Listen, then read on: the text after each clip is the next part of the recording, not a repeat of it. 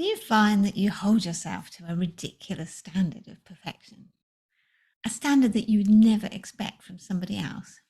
I did this to myself for years. Whenever I made a mistake, even a small one, I would harshly criticize myself for days. I really struggled to let it go. And there were no shades of grey. I had to be perfect or I was just not good enough. Perhaps you know this feeling? I've come to realize as I've talked to many coaching clients that this is a really common problem for women. We think we must have the perfect body, the perfect love life, the perfect career, maybe the perfect children before we can be happy or before we can feel good enough.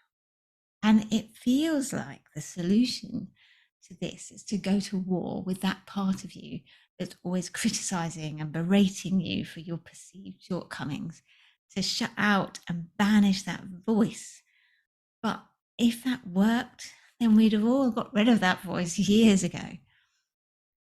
It was only as I started to learn and embody a tantric approach to coaching that I understood there is a much better way to deal with the part of us that holds this inner conviction that we always need to be perfect. So, firstly, we have to think about why we have this part in the first place.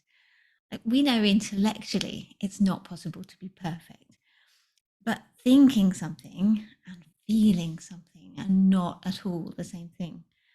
So, where does this feeling come from? In most cases, it's because at some point in our past, likely when we were pretty young, we innocently brought into a misunderstanding.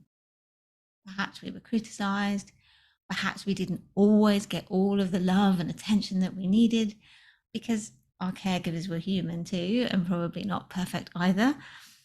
But one way or another, we got this mistaken idea that we were not lovable, whole, and 100% good enough exactly as we are without needing to do anything. Because unfortunately, children don't think, oh, maybe my caregiver is stressed right now, or maybe they're busy, or they have issues or wounding of their own. At that age, we think that everything that happens to us is entirely to do with who we are. So from this, it's a small step to thinking, maybe even unconsciously thinking, if I were better, if I were perfect, I'd get the love and approval that I need. So we can't go back and change what did or didn't happen in our past. And really knowing exactly when we brought into this misunderstanding isn't really needed. What matters is to understand that this part of you that is trying so hard to ensure you're always perfect, you never make a mistake, you do everything right, is doing this to try to protect you, to try to ensure that you're loved. Its entire purpose is to try to make sure you're okay. It is not your enemy, even though it feels that way.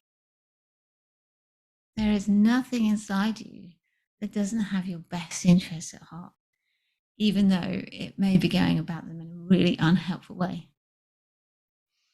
And actually, with protectors, protective parts of you, they're trying to sound an alarm.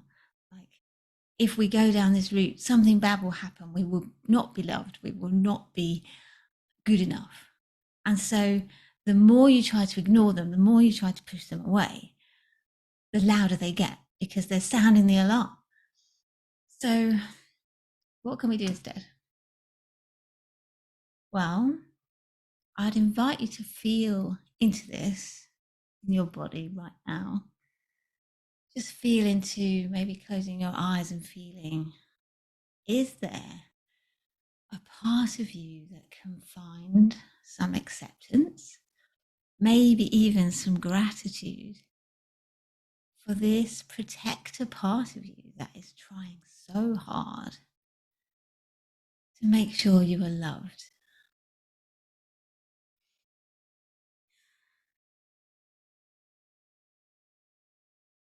And where in your body can you feel that acceptance, even that gratitude?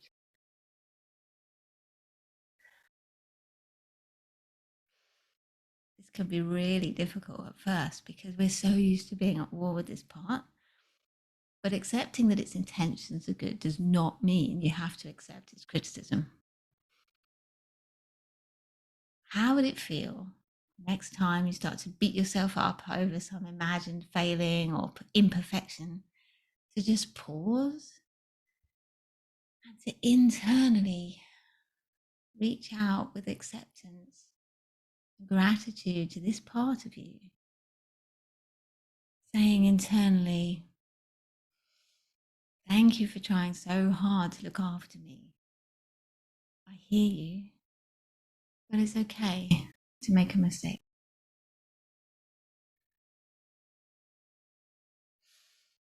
This practice sounds so simple, but it's been a game changer for me and for lots of the women I work with.